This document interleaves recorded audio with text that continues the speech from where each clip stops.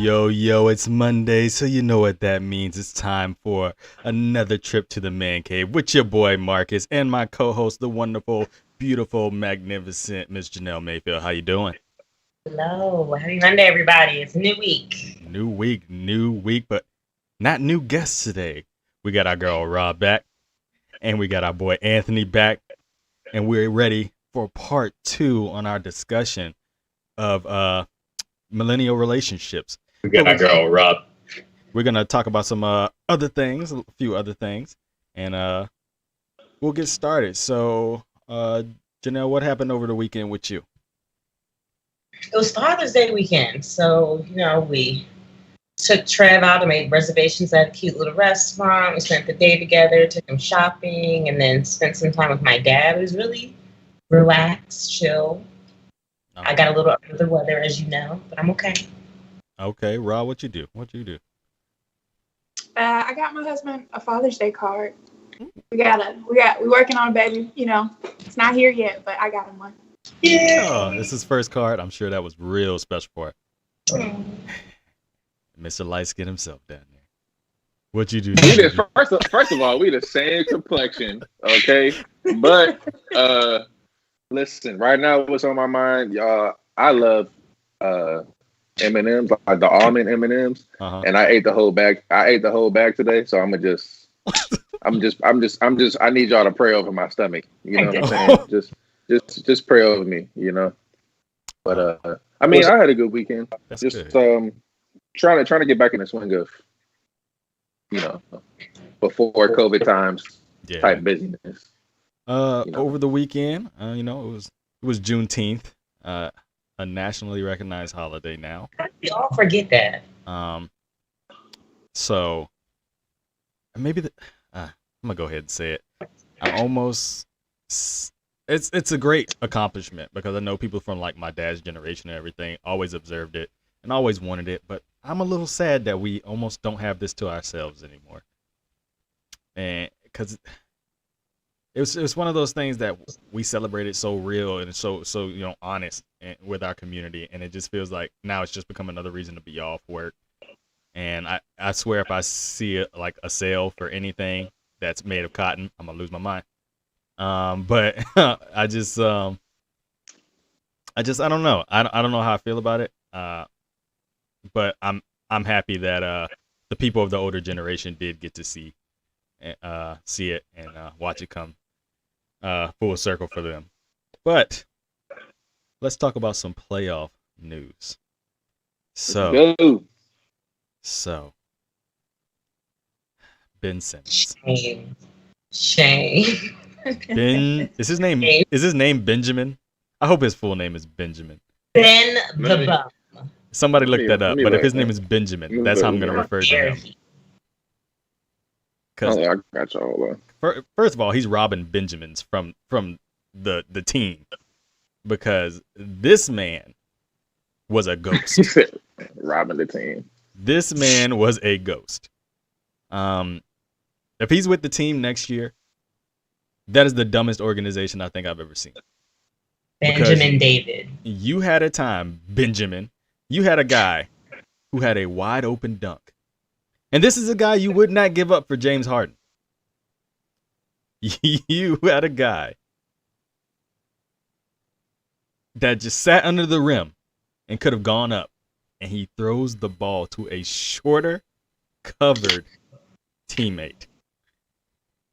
He was 2 of 4 from the free throw line. 5 points in a game 7. And this is your number 2 player. Let me just say this. First of all, like everything you're saying is right. This is a new thing that I'm doing. I do want to think about just like kind of like Ben's perspective a little bit. Like everything you're saying is right. But I still like low key, I just feel for bro because it's like he has some Kwame Brown demons attacking his spirit right now. You know what I'm saying? Like his confidence is gone. And it's like it's only gonna get worse because Stephen A was on his head today. Shannon Sharp was on his head today.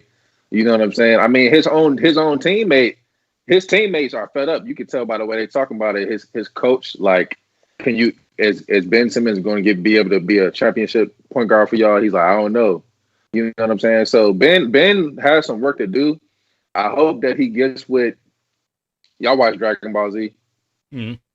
I hope he goes into his little hyperbolic time chamber. You know, I hope he gets with his somebody, elder, a Piccolo type figure over the summer, and just something. You know what I'm saying? Like, I mean, I wish Kobe was here because I know he would like take him and help him be more aggressive. You know what I'm saying? I think Kobe. You want to say Kobe would help him be more aggressive, but I really think that Kobe is only gonna help you if you already show you got that dog in you. And that's true. He don't have that in him. He don't. Like, it's no reason in a game 7. If you can't turn it on in game 7 when you about to go home, if you don't make it happen. He turned it on defense a little bit. Like he was really on trade, but he just defense don't put the ball through the hoop though. You gotta do that. Right. You gotta do that. And talking about somebody in his press conference, he said somebody was coming up. I thought somebody was coming up behind me. So go up, get fouled. Like basketball. Go get fouled, shoot your free throws. Right, better be coming up behind you. That's how you play defense. Can I just respond to what Anthony has to say? Because I feel you, because I'm an empath. So I constantly like feel for people. Like even the Bill Cosby situation, like I still feel, but no, not the way you think. But here's the thing when it comes to like Bill Cosby. Watching people in that situation versus like, I compare it to like when we were in school and you had to do a group project. And there was that one person that you really just didn't want in your group because you knew they was just always slacking. And I just feel like, Ben, like this isn't Little League, this isn't high school, this isn't even college.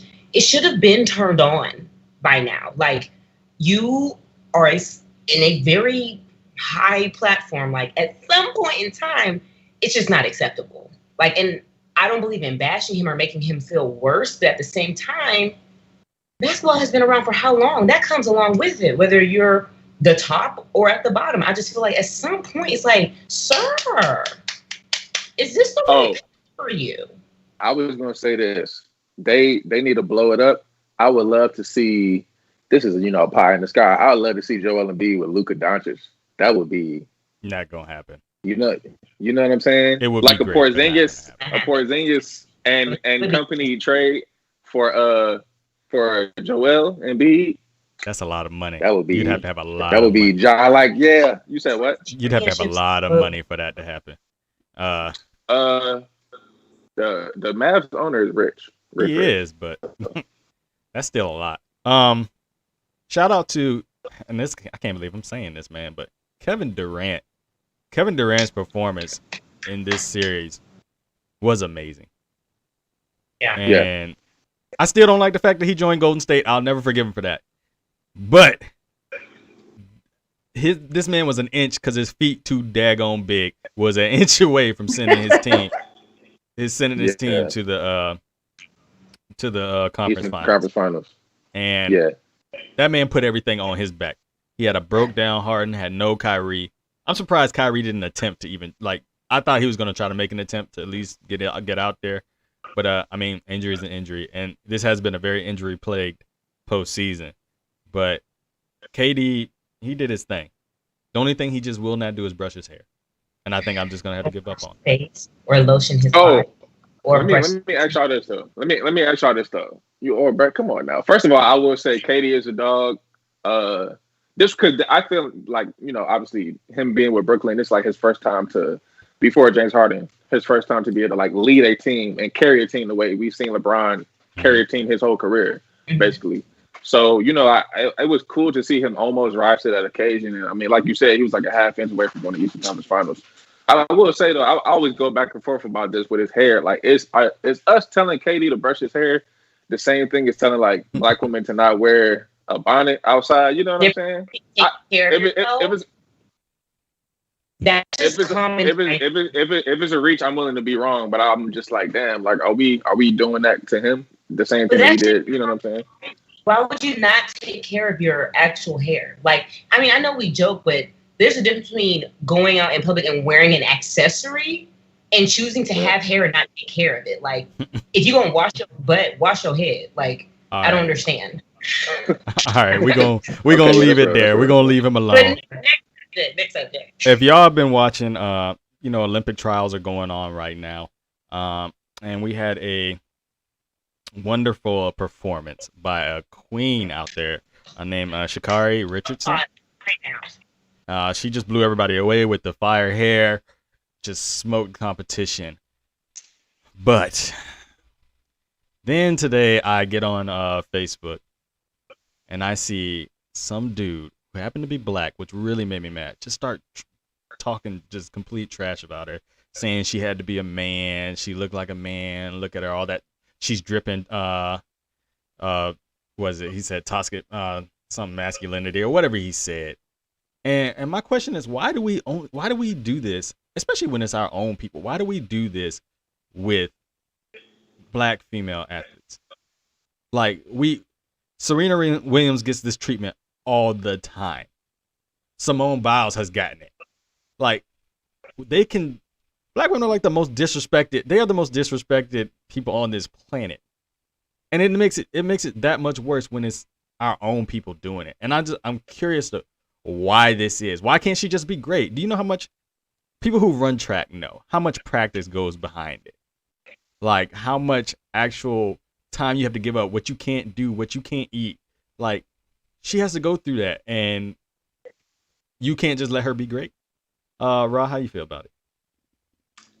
From what I saw, she was so graceful, the way that she did everything. She was powerful, beautiful girl. And yeah, it's pathetic is the word that comes to mind when I see this type of behavior from our people towards our women. I just can't stand it. Janelle?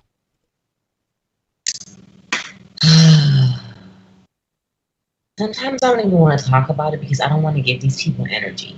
And I want to sit here and I want to refuse to believe that there's any black man sitting there with a black mother or black aunt, grandmother, sister, niece, any type of black woman in their life and has the audacity to put those words together. And I just feel like whoever hurt you, I'm so sorry. But to sit there and really take the time to type that out, like, you have so much time. Get a job, like get a hobby, get a life. Because that girl will tear you up. Like these people would never say this to their faces. So Sanice says, because there's a subspecies of male who I won't call them men, who refuse to believe there are women who can be and are great. They are immediately threatened by the concept of women being more than they could ever dream of being. So I think that's right. Yeah, that's what I would say. I think men have a tendency of like when they see strength in a woman, it makes some people uncomfortable. So when you see that, like him calling her those names, he sees her strength and he's like, damn, shorty kind of powerful, and it makes me feel less than. So I want to put her in her place. So I want to bring her down so I can still feel comfortable as like the man that I think I am. You know what I'm saying? So I feel like it just goes to like, being insecure. You know what I'm saying? Like you said, instead of just lifting this young lady up who is, doing her thing, he felt like he needed to say whatever. But I mean, she's gonna be great regardless. So and she probably won't even see the comment. Like, yeah. All right. So we got that out the way. So y'all were amazing this week. Y'all overwhelmingly came out and said, first of all, y'all chastised me because I didn't let the conversation go as long as y'all wanted it to last week. And overwhelmingly you all said, hey, we want a part 2. So I brought these two back tonight to talk about it. Millennial relationships, because apparently, it's a big deal and we're millennials. So I'm gonna go ahead and read the same statistics that I read last week, and we can talk about some more stuff today. So again, only 44% of millennials were married in 2019 compared to 53% of Gen Xers, 63% of boomers, and 81% of the silent generation at a comparable age. We're the first generation to not meet the 50% threshold at the current ages that we are at right now.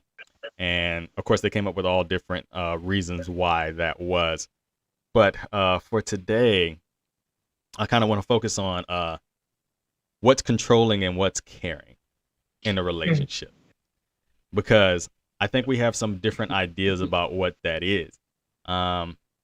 a lot of people probably narrow it down to, oh, what she's wearing, telling me what I can wear, what I can do, what I can say, where I can go. And then other people might see it differently. So I'm going to start with you, Anthony. I'm going to start with you. You can talk about any instances when you felt like you've been either controlled or you've been manipulated in some type of way, or if you have been the perpetrator of it. Like, but do you think that that's an issue that millennials are facing right now? I'm not sure if it's an issue that's unique to millennials. I think that's something that we all face. Anybody face. I could just speak for myself. I feel like, okay, like y'all know, people who know me know I don't smoke or drink, right? So like I was like the end of high school, the beginning of college, I was dating somebody who was just, just trying to enjoy their young life. So there was a point in time where I feel like, I was kind of like controlling it because I just wanted them to just kind of like be on my wave, but they wanted to, they wanted to be turned because they were in college and they were young, So when I noticed that about myself, okay, it kind of made me be like, oh, you know what I'm saying? Like, and that's when I realized I got to leave shorty alone, because anytime I feel like I'm trying to stop somebody from being who they are, then I'm doing something wrong, whether that's beneficial to me or not. I would say on the flip side, my personality is very strong. I can't remember a time when somebody controlled me, but I will say if I notice that someone is kind of like that, it is kind of a turnoff. I feel like you could be a type A person, or you can want to have things a certain way, but I feel like when you start to inhibit me from doing me, it's like, it's an issue. Okay, Janelle, what you got? I feel like it definitely varies by person, because there are things in someone's relationship that I may feel is controlling, and they don't, and vice versa. But prior to Trevor, the relationship that I was in was very emotionally controlling in a way that I wanted out for a very long time. But the other person in the relationship knew ways to literally like pull me back in. And it would go as far as to physically harming themselves in front of me to like make me be like, oh my God, I can't leave you. And like I was telling Anthony before we started the show, I'm an empath. So I empathize with people very, very easily, which is a blessing and a curse. Mm-hmm. But the person I was with knew that I was that way, and they would find every single way to make me just feel like, don't leave me, I need you. And of course, I'm young. I embrace and think, I need to have a man, and this guy really likes me and he needs me. So like, this is healthy. But when you're out of it and it like all comes rushing in, like how it was really bad, it's just wild. So it doesn't have to be like really in your face. It can just be little things that can be really controlling. So, okay, Rob, what you got? I think that people sometimes confuse these because let's say the same situation, one person is saying, you're being controlling, and the other person is like, I'm doing this because I care. For me, the difference lies in when you're being controlling, it's about you. It's about maybe what you fear or what makes you angry. And you want to tell this person, hey, don't do that because it makes me feel this way and I don't want to feel this way. So don't do that. Whereas when it's about caring, it's coming more so from a place of, hey, maybe I've noticed you've been drinking a lot. Is everything okay? It's more centered around that person. And you're trying to show support to that person. Hey, I think you're drinking a bit much, but if you want to talk about it, I'm here. You don't feel the need to exercise what you want over them. It's just mainly about being there and supporting them. And that's the difference that I had to learn, you don't run nobody but you. So all you can do is try to care for whoever it is you're with. Exactly. So we got a comment. I used to have a long list of rules. I still have rules, but I've relaxed them a lot over the years. I don't like to call them rules. I like to call it a courtesy of relationship. Like, so for me, it's like, if I'm going out, I'm going to tell you where I'm going, let you know I made it safely, because I won't want you to worry. And I'm going to tell you approximate time, when I'm going to get back. And if my plans should change, I'm gonna let you know, because I don't want you worrying about it or having any, something could happen. I want you to know where I'm at all times. That's the way I feel about it. That is a lot, but you're probably right though. Am I a single man? I'm like, God damn, that's a lot. But go ahead. That's like 2 types. I know, and that's all it takes. And that's all to me. That's all it is. Like, and I like that in return. Like, I don't care what you do, where you go with your friends or whatever you do. Hey, let me know you made it safe. Like, let me know that you good. And hey, Trevor, and let me know that. And let me know that like, if your plans should change. If you say, oh, I'm gonna be back at like midnight, and then y'all decide to go have wine at the house, let me know. So I'm not tripping waiting for you, and then you don't show up, and now I'm like scared as hell. Like, what happened? If I care about you. And I think millennials, not all of us, but a lot of us don't. We say we want relationships, but we don't know how to respect relationships. Like, there's a level of respect that you have to have for the person that you're with. And instead, I think a lot of times we call controlling is actually someone just trying to care and trying to show you that, hey, I'm about you. I worry about your safety. That's why I'm asking you these questions. Like, did you make it? Are you good? And stop trying to, you trying to cloud me. You trying to be all over top of me. No, I want to know you good. After I figure out you good and everything's great, I'm off your back. Like, go have fun, party it up. So that's the way I feel about it. Let me know in the comments how y'all feel about it. We got a comment here. Safety is a concern these days. I need to know where to look in case of an emergency. And I agree. Because I would hate to get some news, something happened, and I didn't know anything about it. I didn't know where you was at. Especially nowadays. Hold on. But no, let Ross say what you got to say. Go ahead, Ross. So Marcus is speaking from the protector role. I'm just going to throw that out there. Oh, okay. But I kind of am sensing maybe from Anthony, maybe he feels like I don't need nobody checking up on me, or I'm good. I don't need that. That's just something I'm perceiving as I'm watching you. No, you are okay. Okay. Obviously, I may or may not have a history of being a F-boy. You know what I'm saying? In the past. May or may not. May or may not. Past tense. Have history. But what I will say is that's I mean, that might just be a growth area for me. But like when you were like, yeah, I'm gonna tell you where I'm going, I'll be like, I don't do that shit. Or like I'm gonna tell you when I got up there, I don't be doing that. Or like I'm gonna tell you if my plans change. But I mean, I guess I don't ask that from people either, unless we gonna link. I'd be like, if you want to link, then tell me.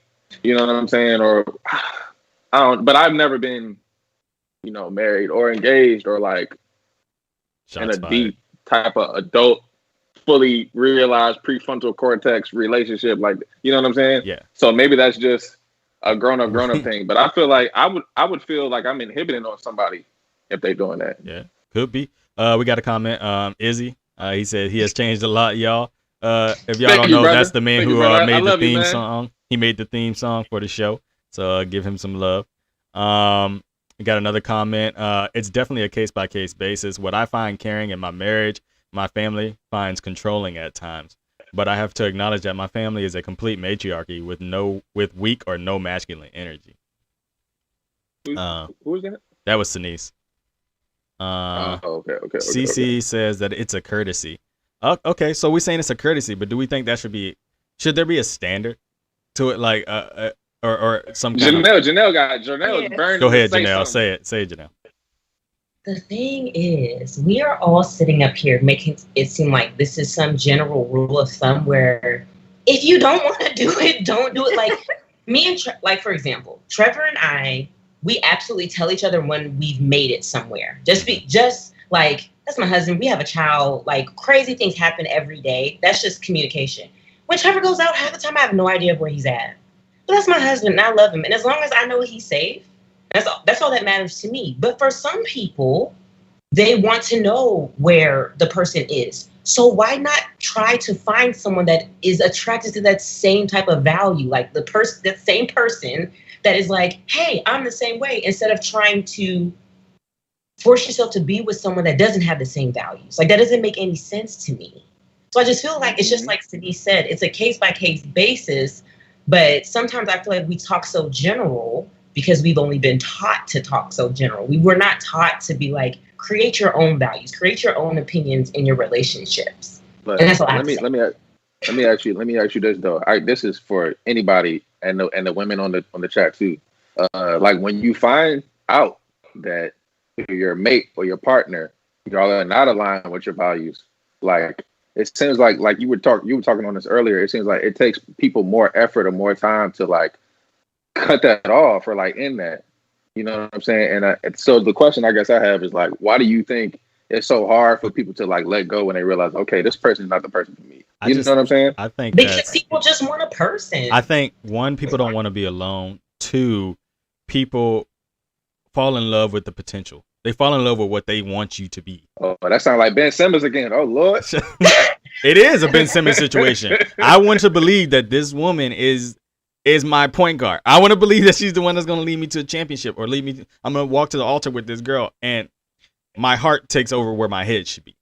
And your feelings outweigh the facts at a certain point, and you will sit there in it as long as you think there's some type of hope that this will resolve itself, and it doesn't.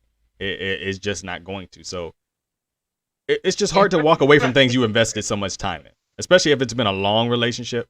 It can be hard sometimes to just walk away and say, wow, I just really lost all this time and everything over this person. It's hard. Go ahead, smack the mic. Go ahead. No, I'm just saying that was me. Rod, You go just ahead. so used to being with somebody, and it's like, even if you don't want to be with them anymore, you can't imagine yourself without them. Even if you have nothing towards them anymore, if you've been with them long enough and you've built something, it's just like, I have no reason to be here, but I'm comfortable here because this is what I know, even though I know it's not good for me, but I'm comfortable. So sometimes walking away just isn't. Come on, Isaac. That's why therapy is important. Come on, sir. CC says equally yoked comes to mind. Couples need to be on the same page with expectations and boundaries. And we need to realize when those change too, because they can change throughout a relationship, and we don't ever address it. If you've been with someone enough amount of years, you're going to change. Like you're going to change. You're going to grow in different ways, and it definitely should be addressed when things are changing. Don't just start acting different on somebody and not tell them what you're feeling, and have them thinking that they're doing everything right and they're not anymore. But do we feel like do people really court? Shut and up, like Isaac. You're gonna get paid. You said, do people? Hold on. Let me ask you a question about this. I got two questions. My bad. I know I kind of jumped out on you. My bad. Let me reel it in a little bit. That's all right. All right. First thing when y'all said boundaries, the thing I always think about with boundaries is like you could set a boundary. I guess you could set any boundary that you want, but I mean, do you think that if just because someone says it, that like you need to respect that boundary, or like you know what I'm saying? Like for example, Molly set a boundary. She said, "Issa, I don't want you to talk to my friend and get him to help you with your show." But Issa already knew somebody that knew her friend, and she went through her own way. She didn't go through Molly. So do you think, like in a situation like that, do you think Issa should have just respected the boundary, or do you think it was a fair boundary to set? I don't think that's fair at all. There are instances where it is fair. Like if this person, like if I was married to somebody, or like we're in a serious committed relationship moving toward marriage, and this person has physically harmed you, mentally harmed you, and been abusive to you, that's fine. But if you just don't like them because you just don't like them, like that's not a good enough reason. Like I think there has to be a substantial reason for you to dictate who I can talk to and who I can associate with. Don't be just because you feel a certain way. Now, if you can back up with some facts of why you feel the way you do and what this person has done to you that causes you to feel this way, that me talking to them would disrespect you, then we can have a conversation about it. But if there's no substance behind it, I don't think that's to be a thing. I really hate when people. So are you saying that we should be able to determine like what boundaries are reasonable and which ones are not? I think it's a conversation. We're gonna go ahead, Rod. You look like you're trying to. I disagree. I feel like everybody should be able to set whatever boundaries their heart desires. If it's important to you and you want to set that boundary, somebody else might not understand why. Maybe you try to explain it, they still don't get it. If it's that important to you and you're willing to set the boundary and follow through, don't set boundaries if you're not willing to say, this is my boundary, that's it, you crossed it, etc. But if you're willing to set it and hold them to it, set whatever boundary you want to set. And then vice versa, they have the opportunity to say, you know what, I can work with that, or I can't work with that. And it would save people a lot of time. Yep. We got some comments. Cece says, I don't think the Issa and Molly thing was a boundary. It was more of an emotional response. Autocorrect is kicking you. Just saying, I think that because that was more of like Molly was upset. So that's why she didn't want Issa to get help. And it's like, you're fumbling your friend's bag because you're upset. I feel like that's different than like I'm setting a boundary because this is my bit. I have business with them and I don't want you to interrupt it. Like, you have to understand that you can't do that. That was more so, girl, I'm mad and I'm being petty and you're not going to get to the top just because you're using my friend. Like, I agree with y'all, but somebody else who, like, one of my friends who was real big on boundaries was like, nah, like, Issa was wrong, or some people said they both was wrong. I know that was just an example that we probably all know about. That's why I brought that up, because I always feel like, but I agree with Rod too. Like, if you want to, I would respect whatever boundary you have, but I feel like if I can't rock with it at all, then I'm quick to walk away. I'm probably too quick to walk away for real. If I feel like you getting in the way of what I gotta do. Well, that's another interesting thing you just said. Are we in today's day too quick to walk away from relationships that could work, but we just don't want to use the skills to fix them? Or are we legitimately walking away because it's the right thing to do? I think, because I've heard people break up, like wonderful couples break up about things that they could have probably just simply talked about. Maybe in your opinion. And in my opinion. And you're right, it might be my opinion. But then you hear that same person like, oh, I missed them, and it wasn't that bad. Like, they look back on it and they realize, like, oh, it's like, yeah, y'all could have had a conversation. But I think we want instant gratification so much that if the minute something ain't working out, we're jumping ship. We're already out the door. Instead of, this person could have probably been really good for you if y'all just had a conversation. How you feel? I think a lot of people lack the tools to work through conflicts because they're gonna arise, and that's what I was trying to say last week. Like, you can't outrun you. You got your issues. That other person has their issues. If you replace them with somebody else, guess what? They're gonna have issues. They're gonna have baggage as well. It might be a different form, but I feel like a lot of people nowadays aren't always emotionally or mentally equipped to have the tools to work through things, get past them, and be better for it. Yeah, and I think there's a difference too. I think a lot of people don't see too. Sometimes emotional abuse plays a role into it. Sometimes people manipulate people in relationships. Janelle was saying this earlier. People can do things to hold you in place to the point where you think this is the only place you belong, and this is the only place you can be. And I think not necessarily is always having the skills to fix a relationship, but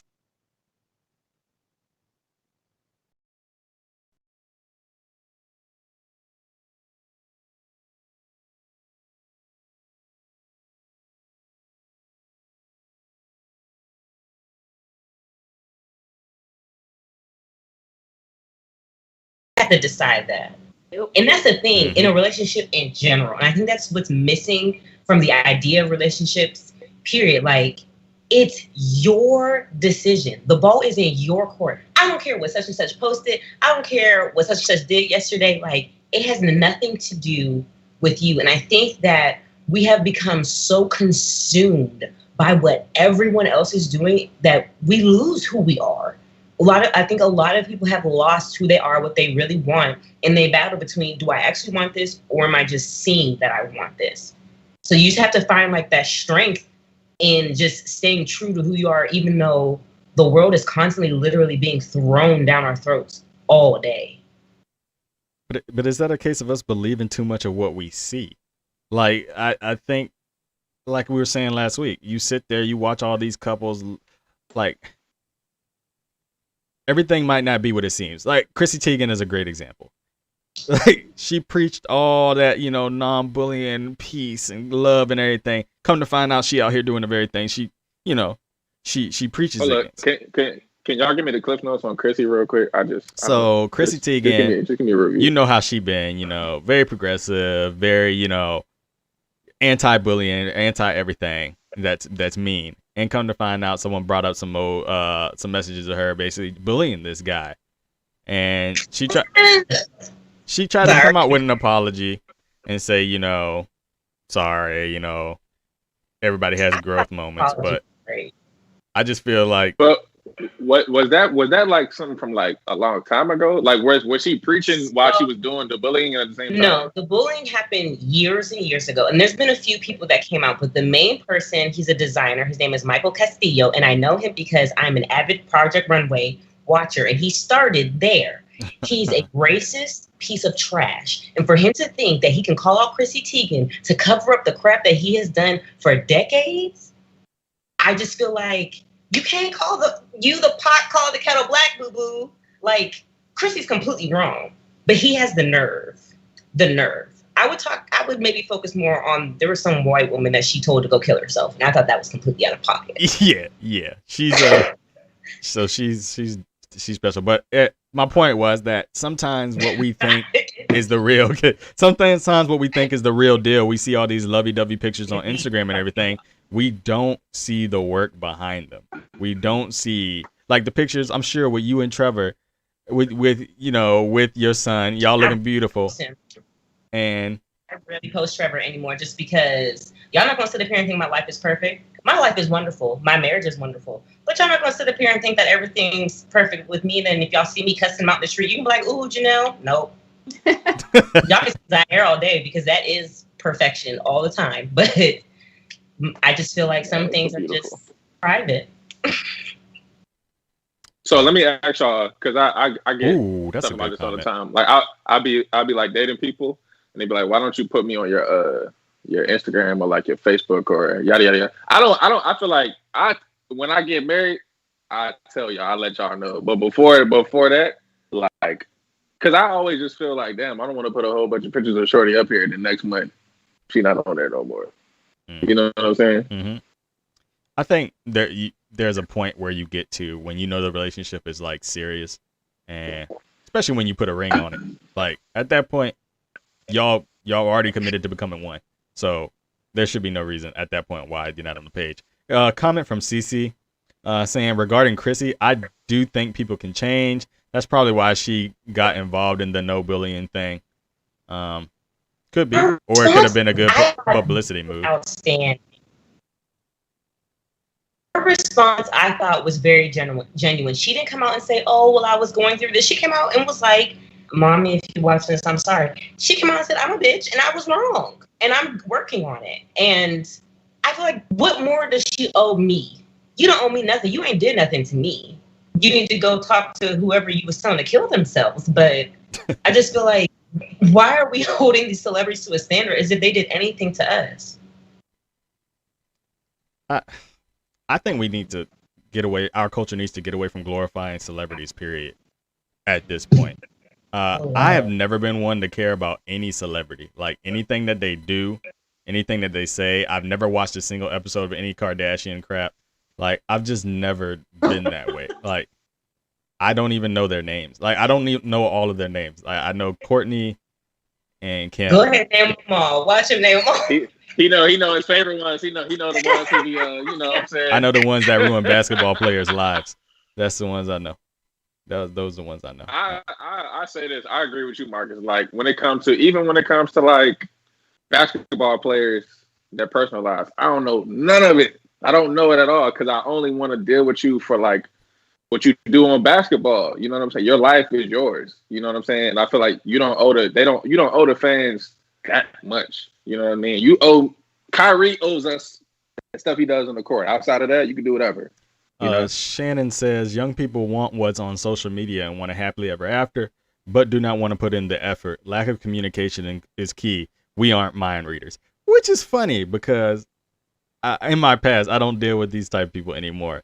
It's always I've always dealt with the I just think it's funny how girl, like, and I've gotten to the point where, and this might be terrible. It is like, I will ask you how you, like, if I obviously see the person I'm dating is upset about something, I will ask you.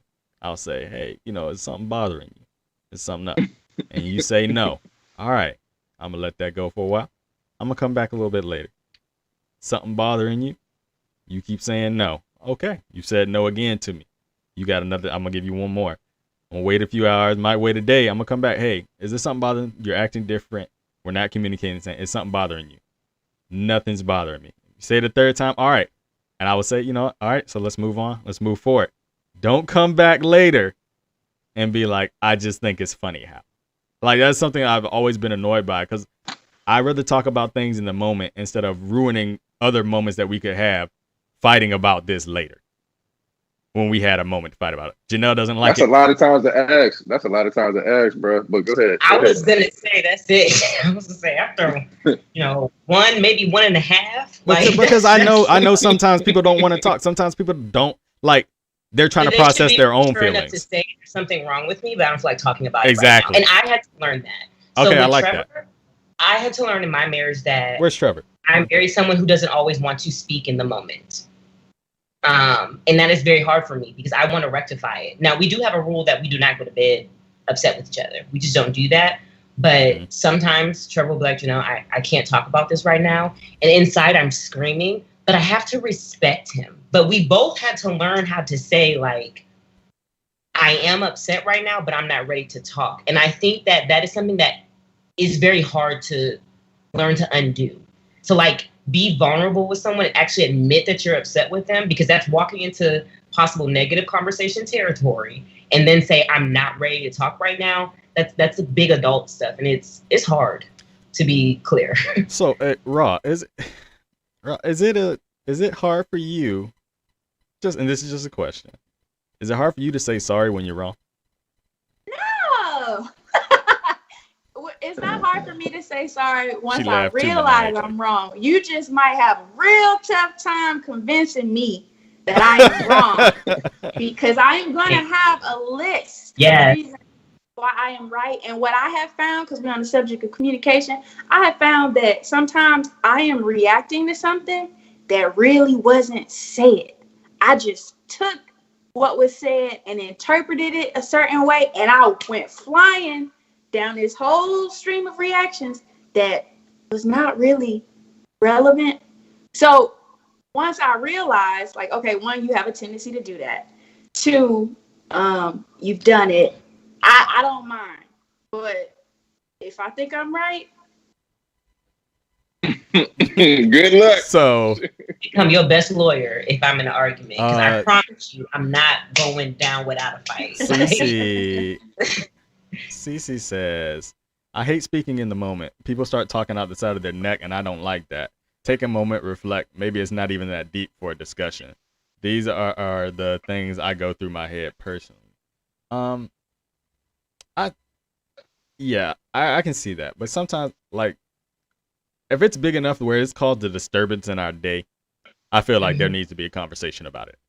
Like, if it's been here's the thing, though.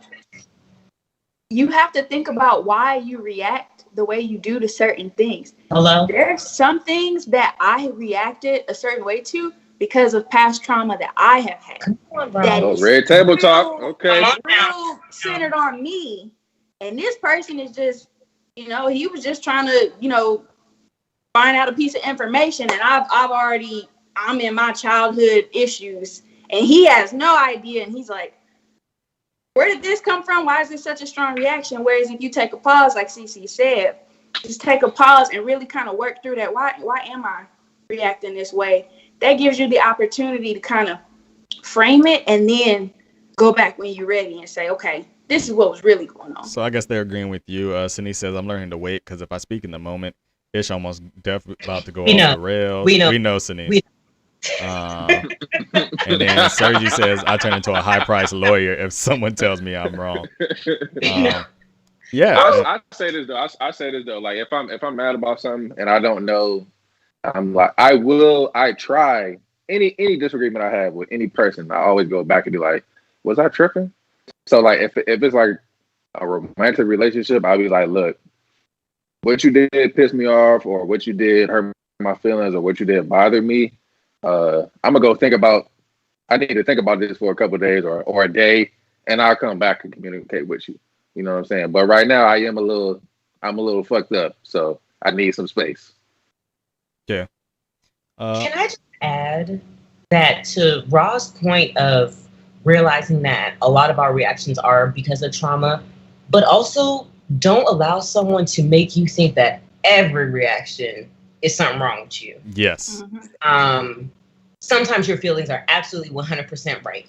And I think that that's part of learning and growing too, and maturing in relationships, whether it be friendships, whether it be significant others, whatever. I think that sometimes people will be like, oh, you just acting like this because blah, blah, blah, blah, blah happened. Or you were out of pocket and we need to talk about it. I'm a firm believer. In people know when they disrespect you. People know when they disrespect you. Especially your significant others. Yeah, they know. Friends. If you've been with someone long enough, they know, or a friend or someone that you've been close with forever, they know when they've done something that's crossed you. They know. And when somebody disrespects you, do you give them another chance, or you just cut it off? It depends on who they are and how you disrespect it. Like, and it all depends on who you are to me. Janelle would probably say, whatever the hell. You're my co-host. I can use you. You're my co-host. So Janelle can say probably a bunch of shit to me, cuss me out on this show right now, and she'll be back next week. She'll just be back next week, and y'all see that. Because I know Janelle, I love Janelle, I love the person that she is. Now, one of these little somebodies at work try to say what she said, and we're done. We have nothing to ever talk about ever again. Like, it's all about the nature of the relationship to me that you have with the person. If I love you, I'll forgive you. I be the opposite sometimes. I'll also add that it has to do with the fact that yeah, I'm a pregnancy brain. Go ahead. I forgot what I was gonna say. That's all right. That's all right. For me, I get more upset when it's somebody that's closest to me disrespecting me. Not necessarily like cut you off quicker, but I just feel like you know me. Like you know that's a trigger. You use that on purpose because you know, and I just feel like that hurts. It hurts more, but I wouldn't cut them off quicker. I guess it depends on the situation. Like I'm not gonna cut off Trevor real fast. It depends. I feel like go ahead, Rob.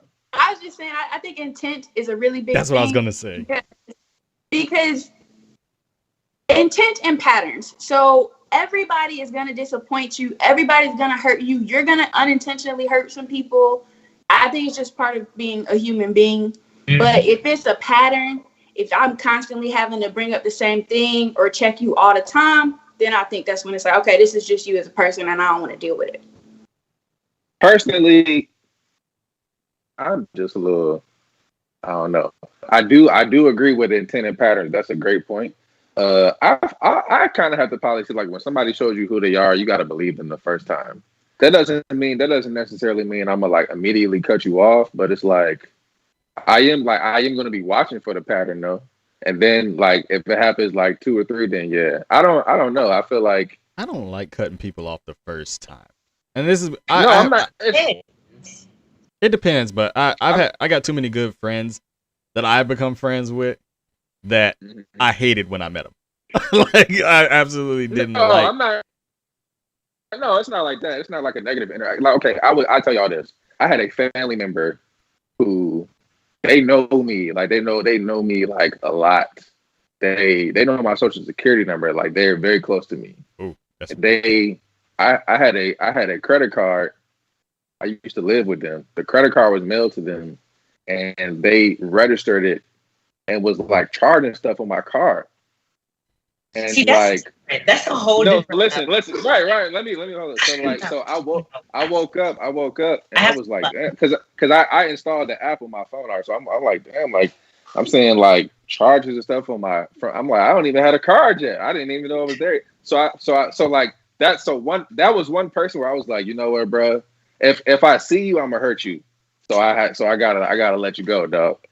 You know what I'm saying? I feel like that's an appropriate level of disrespect where you're like, it's done. Now, if we get into a debate and you say something that's like a dagger, I feel like I can get over that. But you taking my money? It's not even the money. It's just I just felt like I would give you the money. You know what I'm saying? Yeah. It's the fact that you did it though, and that you took like it from me. the deceit part is what fucked me up. Like Ross said, like the intent.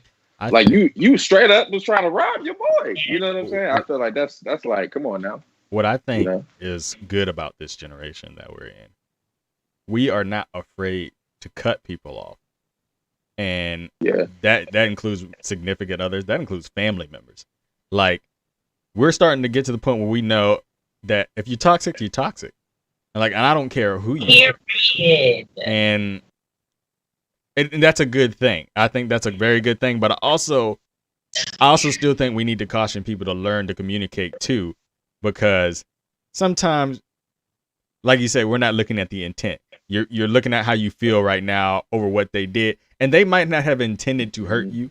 Like, some people really just, sometimes people make mistakes. So don't be so like rash in cutting people off. Like, yeah. Before I cut people off, I sit and I actually think okay, would this person have known that this was going to hurt me? That's one. Two, has this been a pattern with this individual? Like, have they done this multiple times and we've had a talk about this?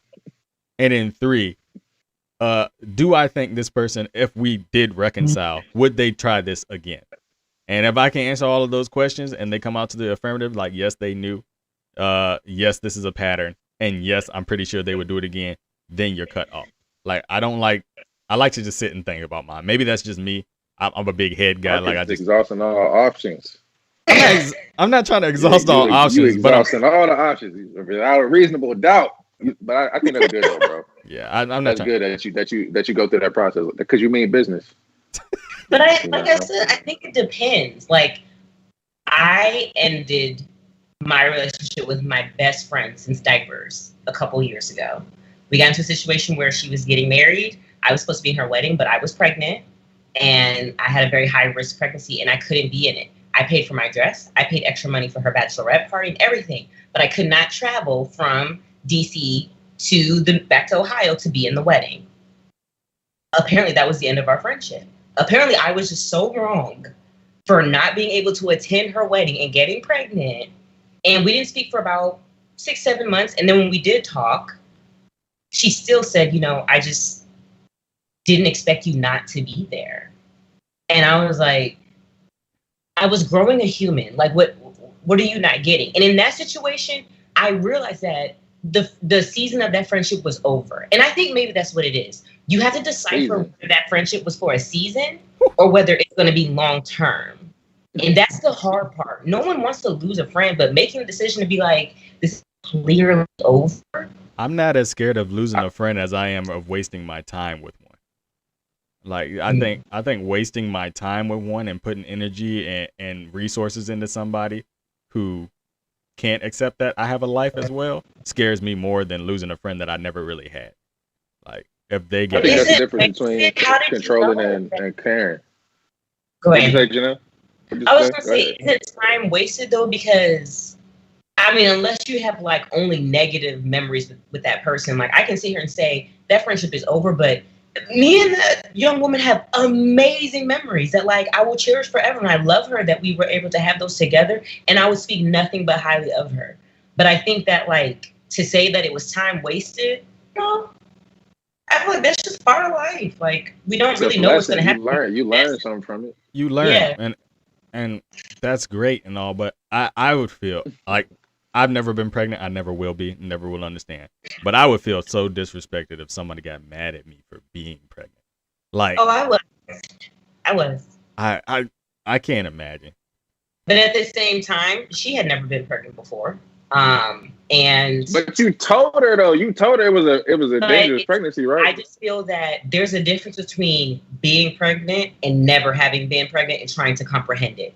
It is true. It's literally like the moon and the world. It's just you can't. So you just can't. To me, I feel like that's the difference between like controlling and caring. Because it's like if you my friend and I care about you and you setting this boundary, then I'm gonna respect it because that's your body and your child. You know what I'm saying? So I feel like that's a great example of like if Shorty really cared, it'd be like, all right, Janelle, you know, send me some pictures of the baby shower or something. You know what I mean? Yeah. I mean, I understand she's thinking like this is this once in a lifetime moment for her, but like at the same time, this other person's going through a once in a lifetime moment for them as well. Right. Like you have to take into account other people's, like her intent was not to hurt you. Intent is huge. Her intent for not being at your wedding was not to hurt you. Her intent was caring for the child that she's going to bring into this world and knowing that this might not be good. So in her defense, like I said, I'm an empath. She was at my wedding right next to me. I mean, we both traveled to be near each other, and it's just like those events. She said, she was like, I just could never imagine you not being there. And as mad as I was, and I know I was pregnant, and it makes sense for common sense to be like, girl, get over it. But I couldn't imagine her not at my wedding either. I could not imagine marrying Trevor and her not being beside me at the time. Well, so I just chalked it up and was like, okay. So do you think, like, if she was to come at you right now and be like, you know what, Janelle, I realized what I said was terrible, what I did was terrible, and, you know, life without you being my friend has been just absolutely terrible. I miss us and our friendship. Would you accept her friendship? I don't know if that's how women talk when they miss each other or whatever. You put me in the mind of Danny Glover when he broke up with women don't talk like that. We don't. Okay. I wish we did. If she called me right now, it said, Janelle, I want to talk. Absolutely. I've known the literally since preschool. I've known her. We went to the same preschool, everything. And that was the first time me and her had ever fell out in our almost 30 years of friendship. So yeah, now if it was someone that I had just known for a little bit and they're acting like that, absolutely not. But yeah, I believe in second chances. Okay. So what about second chances in relationships? So if so, and that's the thing. So somebody we've been intimate with, it seems like it's a lot harder for us to give them second chances. And I always wonder, does the intimacy play into that? Because you shared that part of yourself with somebody that now you can't give them a second chance like you would give your friend who you grew up with a second chance. When you talking about second chance, though, you talking about cheating? Not even just cheating. Like, not even just cheating. Like, they did something that, you know, really upset you really bad. And, you know, you can't get off it. It could be cheating. You can make it cheating if you want to. And y'all in the comments can tell us, is cheating a one and done, or is it like you can have a conversation and work it out? But is it the intimacy part that makes it hard for us to give people second chances? For me, I would say I don't think having sex with somebody. Well, I would say for real. Sometimes sex makes you forgive people when you shouldn't. I feel like you be kind of, you know what I'm saying? When you stop having sex, you be like, I don't even like her like that. You know what I mean? But it's real. I what you doing after this? And all you got work in the morning. Anyway, look, what you finna do? And in all transparency, I've cheated before. And somebody has taken me back, and I've been cheated on. I've taken them back. Would I take somebody back at this point in my life if they cheated on me? No. Would I cheat on somebody in a relationship? No, because I feel like cheating is about maturity and respect. Like if you're not giving me what I need no more, I'm gonna tell you. If it's still not happening, then we might have to just end our relationship. But it's like I'm not gonna disrespect you by cheating on you though. Erica Franklin says, cheating is the last straw when it's the last straw. No, hell no, bro. Breaking up should be the last straw. Then you can go do whatever you want. You don't gotta cheat. Okay. You say that one more time because it's like the easiest concept. And people don't get it. You can literally do whatever you want by yourself. Like, it's not hard. But I don't have an answer to this question. I don't know if cheating is a deal breaker for me or not. I don't know. You don't know? Rob, what you got? What you got, Rob? I think that, like Janelle said earlier, that's for each person to kind of figure out for them.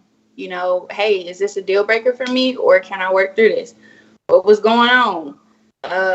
Most likely it was the person, whoever cheated, they were having the issues, because I feel when you do that, it's on you, you know, regardless of whatever other contributing factors might have been going on, you still made that decision to step out.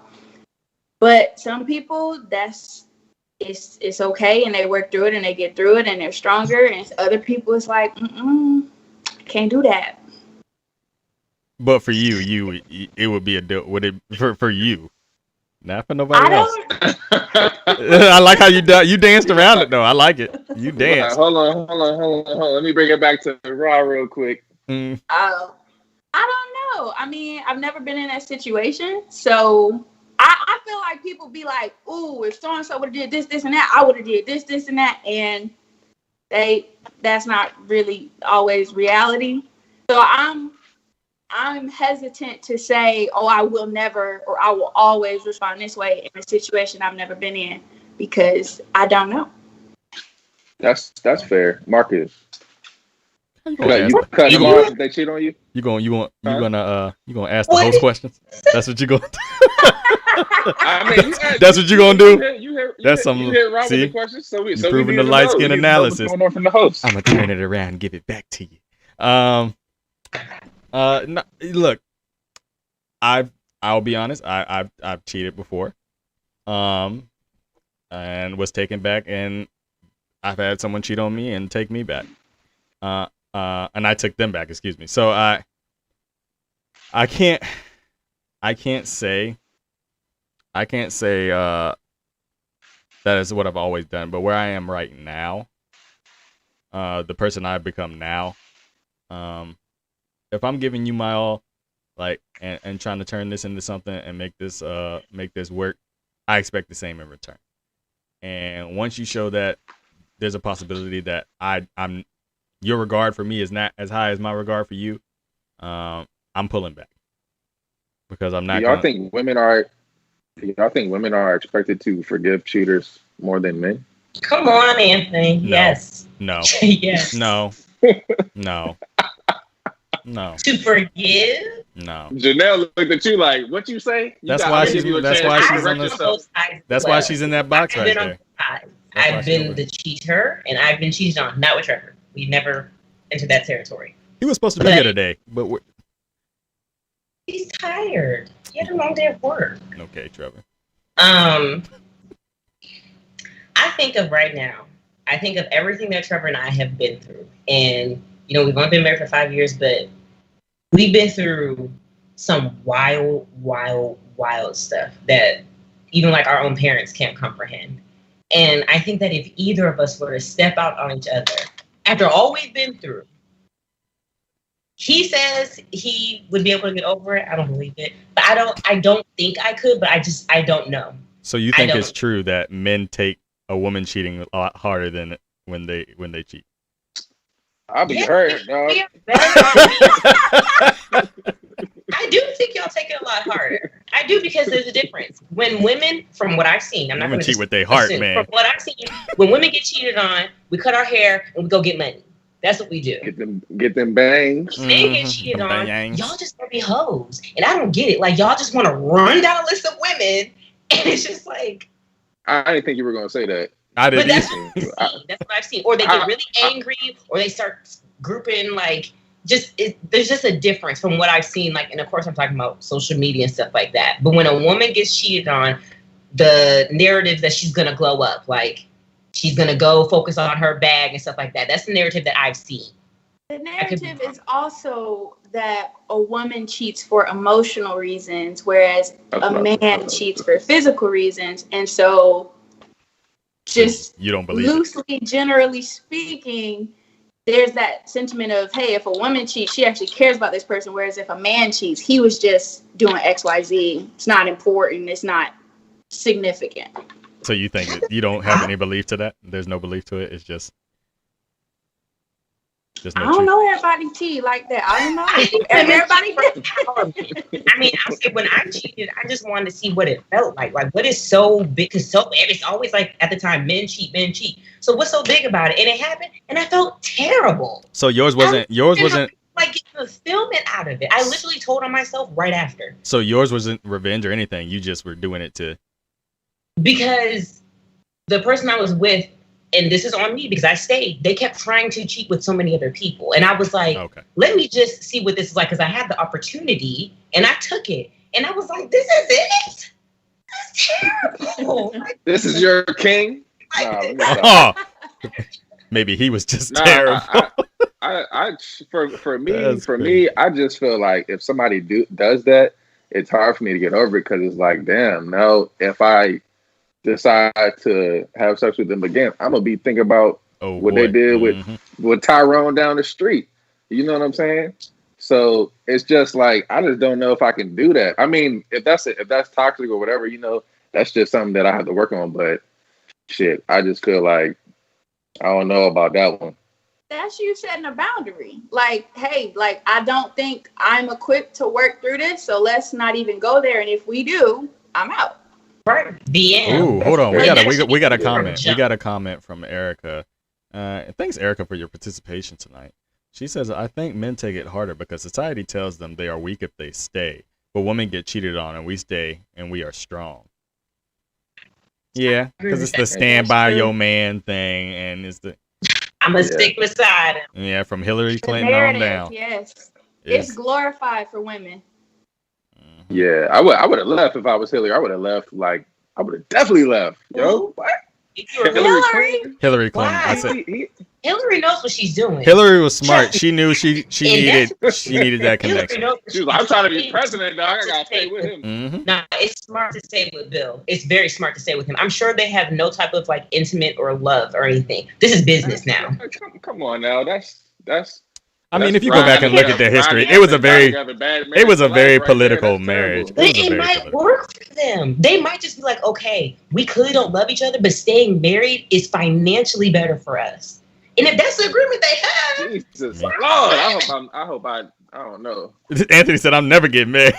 Oh no, that's not gonna work. That's not God, for someone who's running for the presidency. Like I feel like that works. No, I get it. But maybe I'm just a little too idealistic. But if I don't like you no more, I can't be married with you. No, absolutely, get out. I'm not sharing no space. But see, I think that's another thing too. Like we don't like. I'm not gonna like you every day, and I think I think we don't talk about that. There are days where I'm just not gonna like you. Like you're gonna be pissing me off. Like everybody has that day, but because I know who you are, and I know who you were yesterday, I know who you are tomorrow. Like I love you. I don't have to like you every day. Like I don't have to like in that way. I don't have to like you every day, but I will love you every day. Like I think we need to make a clear difference between them. And I think for marriages, another thing that people don't talk about is sometimes it's not just a day. Like sometimes you might have a rough patch of weeks or months or a whole year could be a rough patch for you guys. But you just got to stick with it if that's what you want to do. As long as you're not being harmed in any way, I feel like you chose to say I do until death do us part. So try. Yep. Especially being like emotionally manipulated for that long. Like don't stay in a place where someone is constantly telling you they don't love you, they don't respect you, and then you're calling that a rough spot. That's not a rough spot. Like that is someone telling you they don't have any intention for you yet still reaping the benefits of being around you. Like know the differences between it. And I've been in positions like that. So Sanice says it's been glorified for centuries. Women have always been made to be subservient, and staying has always been in the norm for women. Think about all our grandmothers and great-grands that raised their husbands outside kids, sent their kids to schools with their siblings and never said nothing, saw the other family at church, had women pull that mess, the levels of anarchy would be astronomical. Go ahead, Anthony. My grandmother right now. Go ahead, Because Anthony. my grandmother left her abusive husband and raised her 3 children and instilled in me to understand the love of a man. But my grandmother was single by herself for decades and really showed me that, like, you don't have to take that from a man. You don't have to take abuse emotionally, physically, anything. And I'm just happy to shout her out. May she rest. But I'm just happy to say that I was not part of that generation. Go ahead, Anthony. I think that's the difference though between millennial women and women in the past, like what Shanice talked about, is women who had to do that. You know what I'm saying?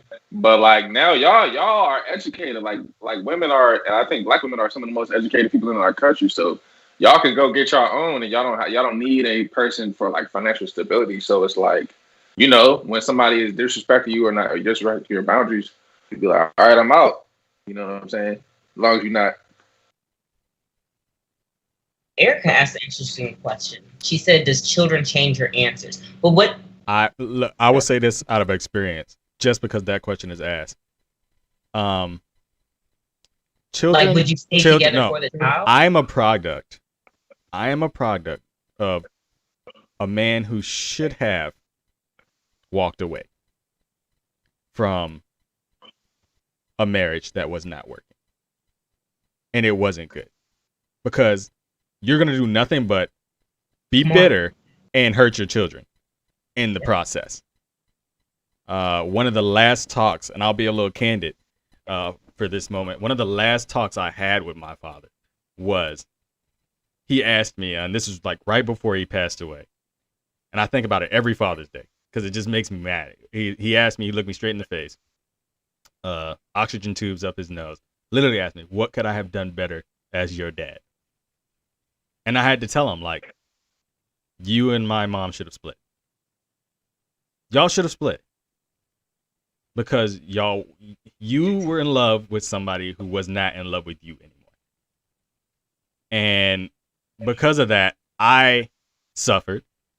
I watched a terrible example of what love should be between two people. And I know you meant well because you grew up in a generation where, you know, keep the family together, you know, divorce is terrible, be together for the kids. But sometimes what's more beneficial is for kids to see what real love and a true marriage should be and relationship. But what you showed was, it wasn't that. It showed that, you know, you can get run over and still be there. Like, it hurt me to see you in that situation. And now here you are dying and she's nowhere to be found. And that's where we are. So don't feel sorry for me. No, because it's made me a better person. And it showed me everything I did not want in a relationship. It showed me what I'm striving to correct, the generational curse I'm trying to get through. Like, I won't have that for my children. Sometimes staying together is the worst thing you can do. Like, your kids don't need to see that. So that's just my spiel. Sorry for getting on that soapbox, but that's something I'm very passionate about. Kids. No, that's real. That's real. There's so many people that just think, oh, we have to stay because of the kids, and then their kids end up staying with people that treat them like crap, and it's just generation after generation after generation. Yeah, and Sinise is right. So it's amazing how many people stay married because they made a commitment before God. But the thing is, you both made that commitment, and when one of you breaks that commitment, the other one is let go. Like, you walk. Like, at that point, you don't have to stay. Walk. The commitment y'all made as one has been broken by one of the people in the relationship. You don't have to stay there and take it. And it makes me sad thinking about how the last years of his life were like that. And I just, it's not gonna be me. That's all I'm gonna say. Not gonna be me. Yeah. So we talked about, you know, generational relationship. We're talking about caring over controlling. So Anthony. Young lady comes up to you, you know, she coming to you with all, she pretty, she fine, you know, she whatever Anthony would want. And she goes, yeah, but I want to talk about, some ground rules, some expectations.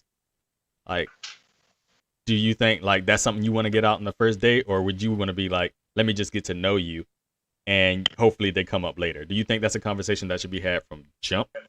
Expectations? Hold on. You said your question again, brother? My AirPod died on you. My bad. Just like Apple You products. You said what? Nothing. So I'm saying, if a young lady was to walk up to you, she's got everything you want, y'all talking nice, and she goes, all right, well, let me talk to you about, some expectations I would have in somebody I would date. Is that something you want to talk about right away, or something you want to talk about as y'all get to know each other, as you start feeling her out? Nah, let me know. You can tell me now, because we not 19 no more. You know what I'm saying? So we're rounding up to 30 if we're not 30 yet. So I feel like that's perfectly okay for you to just say your expectations, because if we're not on the same page, there's no point in us, you know what I'm saying, trying to mess with each other for real. So okay. I think that's fine. So for our married ladies, did y'all have that conversation right off the bat, or was it more of a, when y'all realized y'all were headed towards the altar, like that's when y'all had the conversation? Or did you have it like right off the bat? This is what I expect from you. This is what you can expect from me. Janelle, do you want to go first? You go first. Okay. I always feel weird answering these questions because I was so young when Lorenzo and I met. But y'all know, I said it last week, we met in church. So there was kind of a lot of already cultural expectations that I didn't necessarily have to say, and he didn't necessarily have to say. What God joins together. It was, we had just started talking, and the future was being brought up, and he could see a future with me, and marriage was, brought up, I would say, relatively soon. We didn't get married very soon, but it was brought up like from the jump. My man knew what he wanted. Go ahead, bro. So I just feel like I'm not a good person to ask, because all of that traditional aspect was so heavily influencing. Okay. Say expectations. What do you mean, though, Marcus? So I'm talking about, like, when I say expectations, I'm meaning like, this is what I want from a man. This is what I want a man to, to do for me, or not actually just do for them, but this is what I want a man to, compliment in my life. Like what I want him to bring into my life, what I'm looking for is someone to do. Like, do you want that kind of conversation on a first date, or do you want that a little more down the line once you find out you actually, feeling it? Because have you ever been on an awkward first date when you with a girl and she just start going straight into that heavy stuff, and you just be like, I'm just trying to. I think it's just like, okay, like it depends on like why am I dating this? Am I dating right now because I'm trying to get into a long-term relationship, or am I just having fun?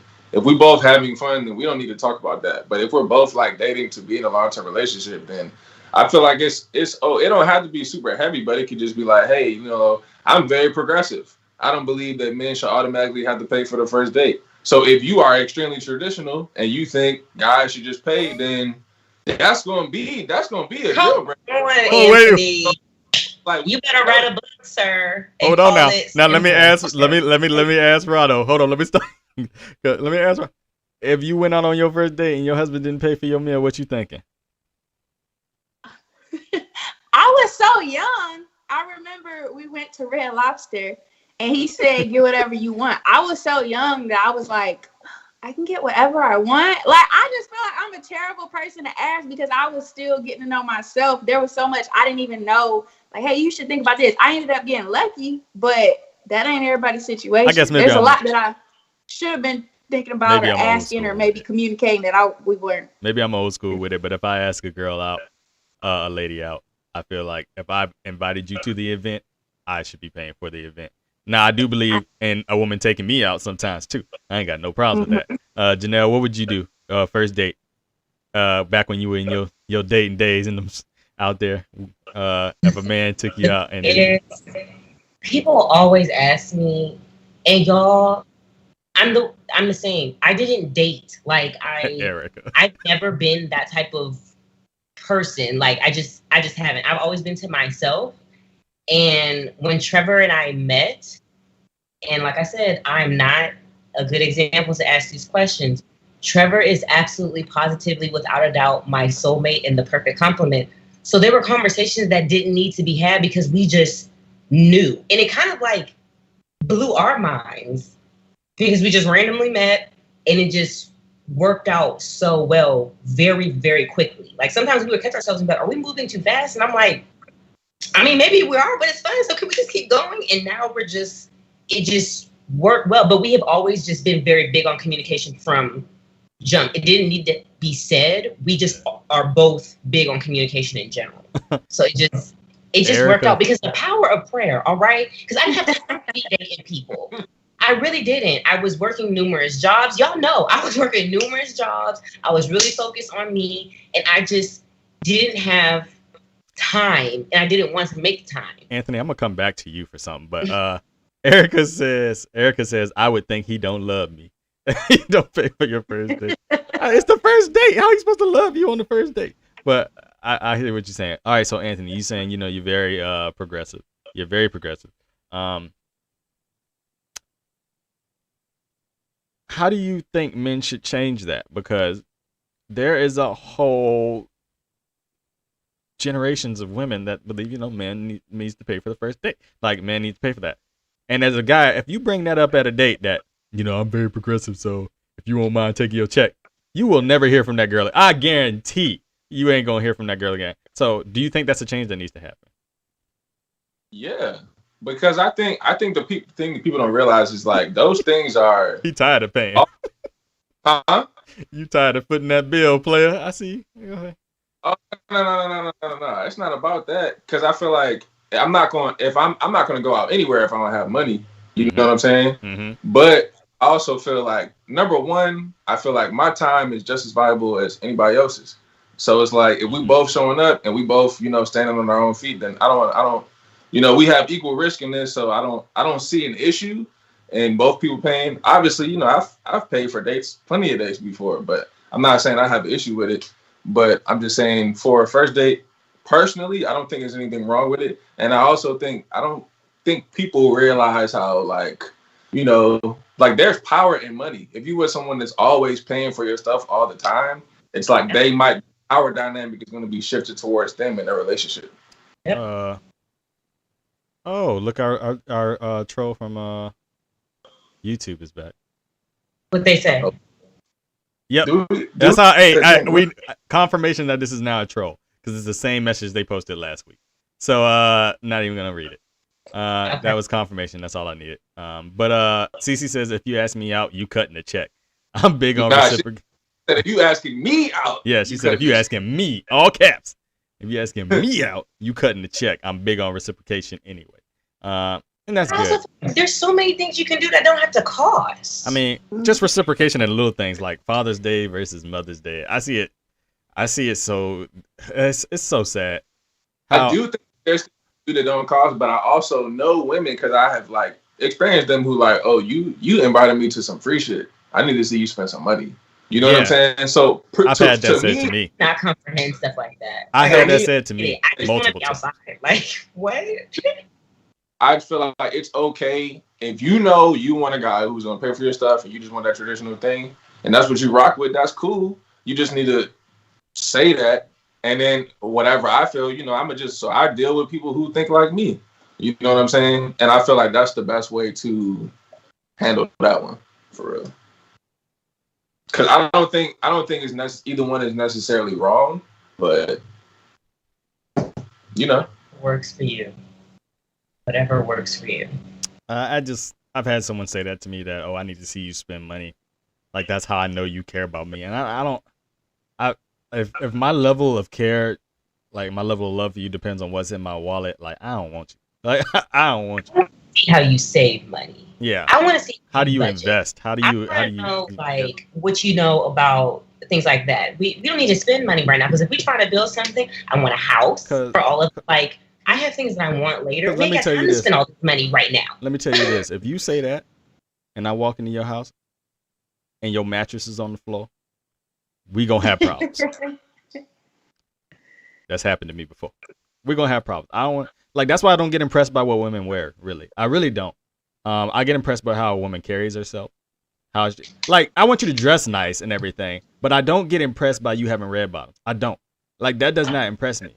because I know what those shoes are worth. And the first thought I'm thinking is, oh, either she's got it like that, or that she might not be, using her money well. And I'll see which one once I get to talk to you. But I don't get impressed by material stuff. Like, I had a girl one time I was on a date and she was like, "You didn't say anything about my car," because I don't care about it. I don't. I really don't. That means that does not tell me anything about who you are or what you're about. Nothing that you wear will tell me that. Like, I need to get to know you. And What kind of car? Yeah, I'm really curious. oh, it was a Mercedes. It was nice. It was a nice car. Probably would have said the same. And I guarantee her payments were I do like that to Trevor every day. You ain't say nothing about my hair. You ain't say nothing about my outfit. You ain't say. Yeah. Maybe affirmations was just her love language. You know what I mean? No, but yeah, I would give her affirmations about herself. I'm not gonna say, "Ooh, your car is," like, you just want me to boost your head up about the stuff you got, like that. Nah, that's not me. I'll talk about how beautiful you are, or how that dress compliments you, or how that stuff. But I'm not about to get hyped about your car. Like, it's not my thing. Maybe that's just me. Let's see. Chicks are superficial. I don't like that. Free or not, I want to have a good time. I like you. Take care of me and I'll take care of you. How I think. I've always been the breadwinner in my relationship, so I'm not heavy on money, but I don't want to be taken advantage of either. And I definitely agree with that.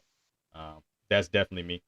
If I spend money and I'm doing that, at the end of the day, like, I want to feel just as much love as you want to feel. I want to feel just as special as you feel when I take you out on a date. So throw me something back. Like, I think the most wonderful thing that, like, could ever happen is just randomly one day someone take me out. Like, and I think that means a lot. And I see that a lot for Father's Day, the difference between Father's and Mother's Day, how Mother's Day, and I'm not trying to generalize, but how Mother's Day gets all the sales, all the, the restaurants doing all this, the lines packed, and then for Father's Day is like, Hanes is giving out some new underwear. Like, I mean, like, you don't even say Father's Day. You could do like Valentine's Day. Valentine's Day. Most times, Valentine's Day is like centered towards one side of the aisle. Certain areas, Midwest, we have Valentine's Day and Sweetest Day. So Valentine's Day is for the women and Sweetest Day is for the man. I've heard about that in Chicago, but I've never gotten a gift from it. So. I will say it's important to reciprocate in ways that the other person values. So I don't think my husband wants flowers or chocolate covered strawberries per se, so a big part of it is making sure that you're pouring into that person in a way that's going to be of value to them. I like that. Would y'all buy a man some flowers if they like flowers? Yeah, if that's the thing. I know my father is a landscaper, and buying flowers for him is like a joy. He loves getting new flowers. Yes, Anise, you do owe me for next Sweetest Day, because I've never gotten anything for Sweetest Day, and y'all talk about it like it's so great. But it's great. If you get me a gift, give me something I can use. Like, that's what means something to me. Like, if you notice that, oh, he's having a hard, like, just say I was having a hard time shaving, let me go get him like this thing that might stop razor bumps. To understand, and we talked about this, Anthony. Shopping for men is extremely hard because you all don't have options in stores. We don't. There's nothing for you all. And searching on the internet, it is so hard. And I think that I know a lot of women that try, but like in a lot of group chats that I'm in, they're like, "Oh shoot, it's Father's Day, and I have no idea what to get because there's nothing, like nothing. It sucks for y'all, but there's just nothing out there for y'all. I don't get it." So yeah, it ain't hurts. I think it's not about something I could use or whatever. It's just like, for example, somebody I was dating, like, I had been talking about skydiving for a minute, but it was 2020, so we couldn't go skydiving. But for my birthday, she took me to iFly. So, like, that's what I'm talking about. It's like real thoughtful. Like, I'll never forget that. You know like, take some time to think, like, just watch, you tell the person that you're with what you like? Yeah. Because sometimes, okay, I was just curious. Oh, I'll tell you what I like, because my thing is, I don't like getting a gift and then having to, like, especially if it's like a tie or something, then I have to wear it, and I know I don't like it. Like, I can't do that. So I always tell you what I like, and if you just watch me after a while, you figure out the kind of stuff I'm into, because I'm like very open. But are real thoughtful though. At least the women I mess with are like very thoughtful. Like they get real good. Like I really like pistachios. Like people might like bring me some pistachios. I would have let y'all know if you eat pistachios and grapes, I'm trying to tell you, I'm trying to put you onto a new snack. You pop a grape in your mouth, pop a pistachio, the Giant brand. Where are we going with about this? the trail mix and the orange juice. That is a normal conversation in my house about how it saves your immune system. Yeah. I learned that from Anthony. Okay, pistachios and grapes. That's what we got. So it's 9 o'clock. So well, 10 o'clock on the East Coast. I want to thank y'all all for coming tonight. Listening to part 2 of our conversation about relationships. I hope y'all got something out of this. I hope y'all enjoyed it. If y'all have, any recommendations for topics for us, like I say every time, go on our page, drop them in the messages, drop them on the page, on the wall, and we'll read them. Thank you, Erica. Also, before y'all get off tonight, if you haven't already, please go to YouTube, search Marcus in the Man Cave, hit like and subscribe. That way you won't miss any content that we put out. And if your friends have missed these last episodes, they can go get themselves caught up. Janelle, parting words, what you got? I just hope everyone has a great week and just stay black. Stay black. Because I'm rooting for everybody black. That's it. I see y'all. First of all, Anthony, you on the show. I'm gonna talk about some Harry Potter versus Lord of the Rings, but whatever. Oh my God. We're not about to have that argument because we don't need to discuss how Lord of the Rings is way better. We're gonna save it. Anthony, final words, and don't say anything about Harry Potter. Go. Final words. I think when it comes to relationships, obviously, I'm still new to this, but communicate and be willing to bring whatever you expect. Gotcha. And then, Rob, what you got? I'm always a fan of preaching, work on yourself and be your best self in a relationship. If you need to readjust some boundaries or maybe cut some people loose, go ahead and do that. But focus on you. And if it's with the right person, it's gonna work itself out. And I just want to thank y'all for having me on again. And I hope everybody has a good week. That sounds good. My last words are, first, love yourself, because you can't love anybody else unless you love you. Learn what makes you work, and learn to be attentive to other people's emotions, and don't invalidate them because you don't agree. Learn to talk that out. With that being said, that's the end of another show. We will see y'all when we see you next week. Until then, peace.